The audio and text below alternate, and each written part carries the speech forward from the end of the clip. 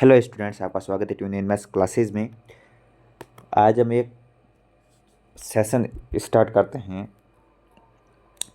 कक्षा 10वीं गणित की क्लासें आज स्टार्ट करते हैं।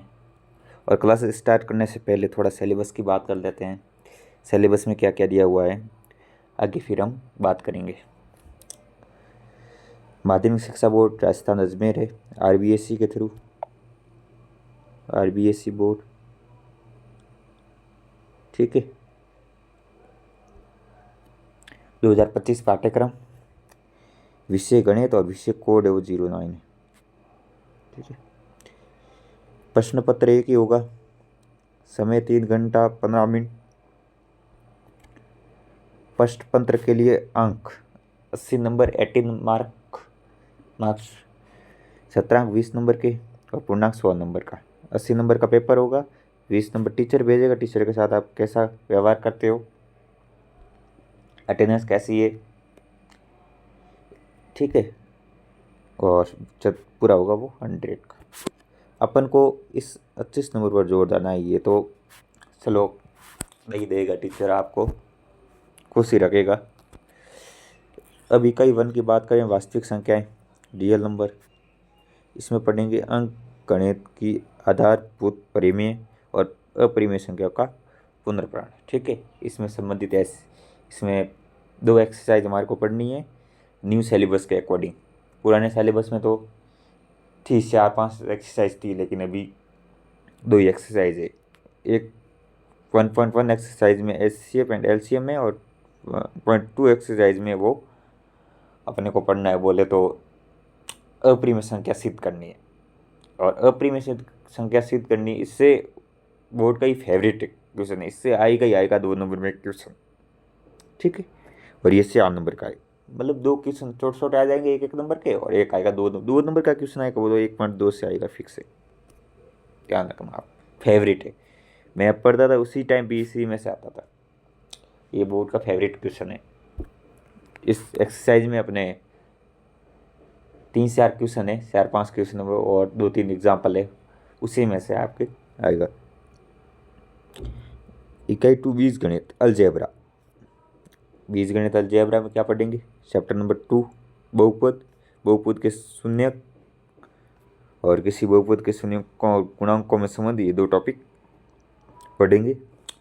चैप्टर 3 दो सरवाल रैखिक समीकरण, युग्म, pair of line equation of 2 variable, ठीक है। हल करने की विधि, प्रतिस्थापन विधि है, विलोपन विधि है, ठीक है। ये 2 मेथड इसके बारे में हम डिस्कस करेंगे इसके बारे में। और एक सरवाल रैखिक समीकरण हमने पढ़ा था कक्षा 8वीं में, सेकेंड चैप्टर। यहाँ पर 2 सरवाल है, ठीक है। आगे बढ़ेंगे द्विघात समीकरण। द्विघात समीकरण क्या होते हैं, गुणनखंड द्वारा द्विघात समीकरणों का हल गुणनखंड विधि द्वारा। और मूलों की प्रकृति, मतलब किस तरह के मूल प्रकृति होगी, अनंत होगा, एक ही हल होगा, 2 हल होगा, हल नहीं होगा, इस मूलों की प्रकृति। समांतर श्रेणी, अर्थमेटिक प्रोग्रेस। समांतर श्रेणी के बारे में पढ़ेंगे, समांतर श्रेणी का nवां पद निकालना सीखेंगे, समांतर श्रेणी में प्रथम n पदों का योग करना सीखेंगे। ये 3 टॉपिक है, 3 टॉपिक हमें पढ़ेंगे। ज्योमेट्री, त्रिभुज, स्वरूप, आकृति, त्रिभुज की समरूपता, त्रिभुज की समरूपता के लिए कसौटियाँ, इसमें गुणधर्म वगैरह दिए हुए हैं, प्रूफ वाले क्वेश्चन है, वो हम देखेंगे, ठीक है। और ये 4 नंबर की। अब ज्योमेट्री में आती है वृत्त, चैप्टर नंबर 10, वृत्त की स्पर्श रेखा। यहाँ पर ही प्रकार वगैरह की सहायता होगी, रचनाएं करनी होगी। रचना का क्वेश्चन आएगा बड़ा। एक बिंदु से एक वृत्त पर स्पर्श रेखाओं की संख्या, ये 2 टॉपिक है, 2 टॉपिक हम करेंगे। आगे कई 4 निर्देशांक ज्योमेट्री, कोऑर्डिनेट ज्योमेट्री, 7वां चैप्टर निर्देशांक ज्योमेट्री, 7 नंबर का एक बड़ा चैप्टर, ठीक है। और इसमें क्या पढ़ेंगे, दूरी सूत्र, विभाजन सूत्र, ये 2 इसमें पढ़ेंगे। अब ट्रिग्नोमेट्री, जो स्टूडेंट को हार्ड लगती है एक्सरसाइज, वो उसको मैं बेसिक वे में पढ़ा लूँगा, तो आपको हार्ड नहीं लगेगी, लेंथी इजी वे में आपको समझाएंगे। Trigonometric appreciation, introduction of trigonometry, trigonometry अनुपात, कुछ विशिष्ट कोणों को के ट्रिग्नोमेट्री अनुपात, कुछ विशिष्ट कोण दिए उसके ट्रिग्नोमेट्री अनुपात कितने होंगे, ट्रिग्नोमेट्री से समीकरण, ट्रिग्नोमेट्री की आइडेंटिटी, ट्रिग्नोमेट्री आइडेंटिटी के बारे में भी बात करेंगे। आगे चैप्टर नंबर 9, ट्रिग्नोमेट्री के कुछ अनुप्रयोग। ऊंचाई व दूरी, इसमें दो टॉपिक पढ़ने, एक ऊंचाई ज्ञात करनी ट्रिग्नोमेट्री बाई ट्रिग्नोमेट्री के थ्रू, और एक दूरियां ज्ञात करनी। ये 8 नंबर का क्वेश्चन है, ये 5 का, ये टोटल हो गए अपने 13 नंबर। ये एक इकाई ट्रिग्नोमेट्री, ये 13 नंबर। अब चतुर्मिति। चतुर्मिति का मतलब क्या हुआ? चतुर्मिति का मतलब ये हुआ कि जहाँ पर आप एरिया फाइंड करेंगे, एरिया नहीं, क्षेत्रफल निकालेंगे, ठीक है। तो क्या है क्षेत्रफल में? वर्त से संबंधित क्षेत्रफल, वृत्त इसके संबंधित, ठीक है। क्या पूछेगा? त्रिज्या खंड ये, और वृत्तखंड के क्षेत्रफल। देखो आगे पढ़ेंगे पृष्ठीय क्षेत्रफल और आयतन। किस किस का? ठोस के संयोजन का पृष्ठीय क्षेत्रफल, ठोस के संयोजन का ही आयतन पढ़ेंगे, ठीक है। सरफेस एरिया ऑफ पढ़ेंगे और वॉल्यूम।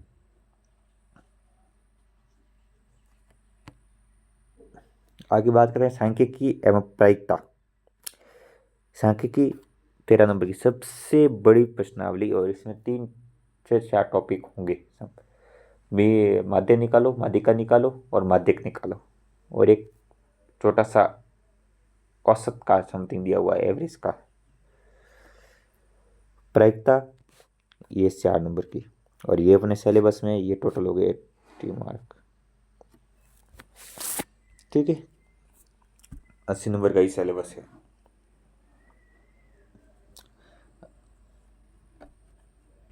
आगे बात करेंगे एक्सरसाइज प्रश्नावली 1, चैप्टर 1 बोले तो वास्तविक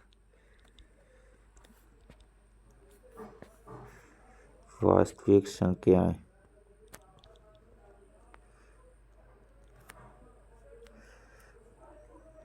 वास्तविक संख्याएं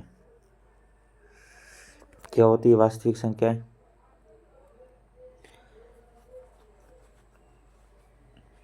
क्या होती है? वास्तविक संख्या, वास्तविक संख्या के क्या है? 2 बेटे। क्या है? वास्तविक संख्या के 2 बेटे, ठीक है। एक के पास क्या धन दौलत वगैरह वो ज्यादा है, एक के पास धन दौलत वगैरह वो कम है, ठीक है। कौन कौन से? परिमेय संख्या, एक का नाम है परिमेय, एक का नाम है अपरिमेय। इसके पास धन दौलत इसको कम देगी, इसमें अंडूट वाली संख्या आएगी, जैसे कि अंडूट 5 नहीं निकाल सकते। यहाँ पर आ गई अंडूट 4, तो ये परिमेय संख्या। तो अंडूट 4 2 का इसको, ठीक है। परिमेय संख्या किसे कहते हैं? पी पॉइंट क्यू के रूप में लिख सकते हैं, और क्यू बराबर 0 नहीं होना चाहिए, और पी और क्यू क्या होने चाहिए? पूर्णांक होने चाहिए, ठीक है। इससे बात करने से पहले इस डेफिनेशन तभी समझ में आएगी तो इसकी थोड़ी जानकारी होगी, थोड़ी पीछे की जानकारी होगी, तो ये अगले किस्म की जानकारी प्राप्त होगी। इससे बात करने से पहले थोड़े हम पीछे चलते हैं, थोड़ी छोटी क्लास में चलते हैं।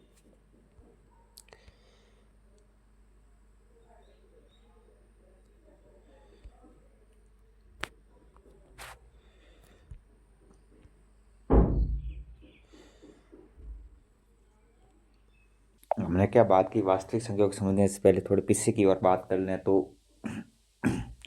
बेसिक्स में जाए तो प्राकृत संख्या है, नेचुरल नंबर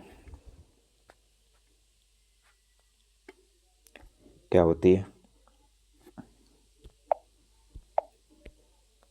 1 से स्टार्ट होती है, 2 3 4 अनंत तक जाएगी,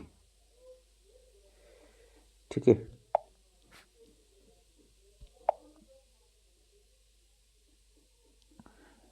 अनंत तक जाती है। प्राकृत संख्या वही होती है वैसे जिसको हम गिन सकते हैं, जैसे कि एक टेबल है, 10 स्टूडेंट्स है, एक बोर्ड है, 3 पेन है, ठीक है, जिस चीज़ों को हम गिन सकते हैं। आगे बात करते हैं पूर्ण संख्या की।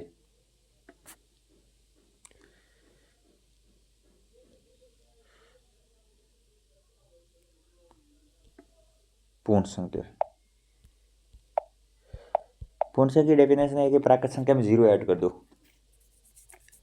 प्राकृत संख्या में जीरो ऐड कर दो, तो 0 1 2 3 ये भी जाती रहेगी अनंत तक, ठीक है, ये अनंत का इन्फिनिटी, अनंत जिसकी कोई सीमा नहीं है, ठीक है, ये मार्क।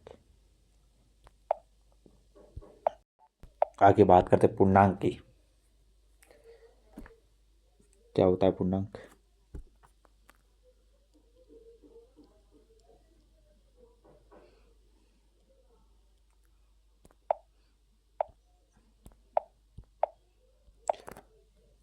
क्या होती है पूर्णांक?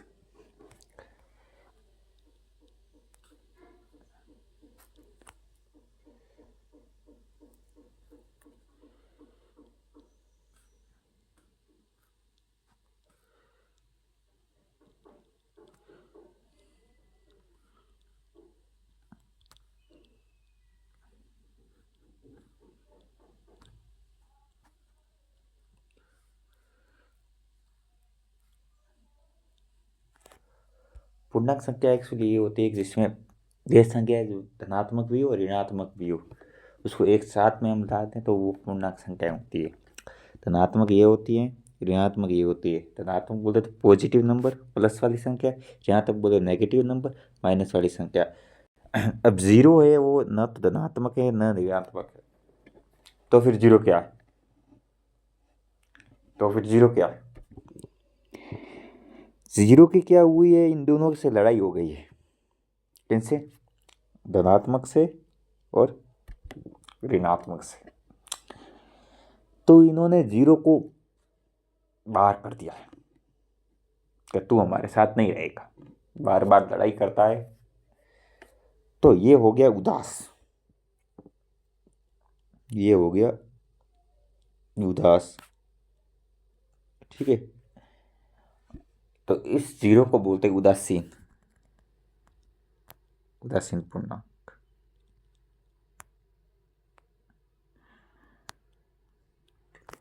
शून्य पूर्णांक और एक उदासीन पूर्णांक, ये दो इसको बोलते हैं। अब जीरो है वो न तो धनात्मक है न ऋणात्मक है, तो फिर जीरो क्या है? तो फिर जीरो क्या है? जीरो की क्या हुई है, इन दोनों से लड़ाई हो गई है।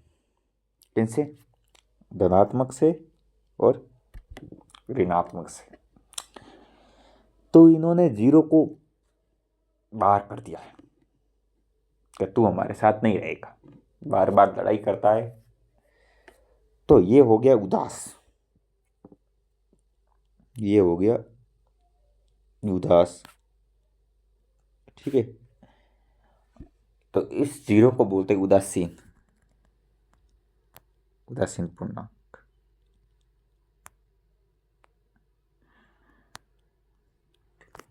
शून्य पूर्णांक और एक उदासीन पूर्णांक, ये दो इसको बोलते हैं। क्या बात है सर, क्या बात है सर, क्या बात, ये बात है, अरे सर क्या।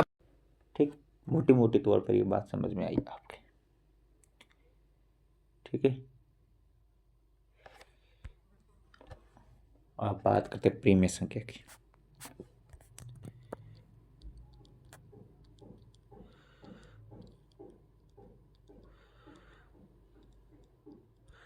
परिमेय संख्या, वे संख्याएं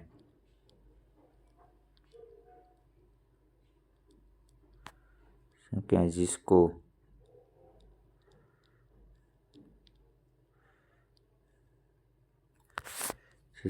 P अपॉन Q के रूप में लिख सकते हैं, और P और Q एक पूर्णांक है, और Q बराबर जीरो नहीं होना चाहिए। अब मैंने यहाँ पर बात बोली पी अपॉन क्यू के रूप में लिख सकते हैं, और पी और क्यू एक पूर्णांक है। मैं साता तो डेफिनेशन आपको पहले बता सकता था कि वास्तविक संख्याएं, वास्तविक संख्या में दो आती हैं, तो वास्तविक संख्या के दो बेटे हैं, परिमेय और अपरिमेय। परिमेय संख्या की डेफिनेशन ये है। यहाँ पर एक शब्द यूज हुआ पूर्णांक, पी और क्यू पूर्णांक। क्या होती है पूर्णांक? जिसमें ऋणात्मक भी हो, धनात्मक भी हो, पॉजिटिव हो, नेगेटिव हो, ठीक है, और शून्य भी हो। शून्य बोले तो उदासीन पूर्णांक, ठीक है। अब पूर्णांक से पहले पूर्ण संख्या को समझना पड़ेगा, पूर्ण से पहले प्राकृत को समझना पड़ेगा, तो ये लिंक्ड होती है, ठीक है। अपरिमेय संख्या किसे कहते हैं?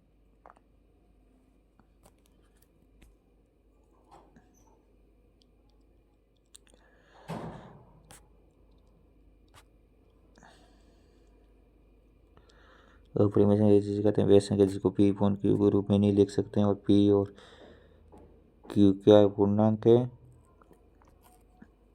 और क्यू बराबर 0 नहीं हो। ये अपरिमेय संख्या की डेफिनेशन, ठीक है। क्यू के बराबर 0 नहीं होना चाहिए, क्यू के बराबर उदासीन नहीं होनी चाहिए, क्यू उदास नहीं होना चाहिए। पी हो सकता है लेकिन क्यू उदास नहीं होना चाहिए, ठीक है। आया समझ में?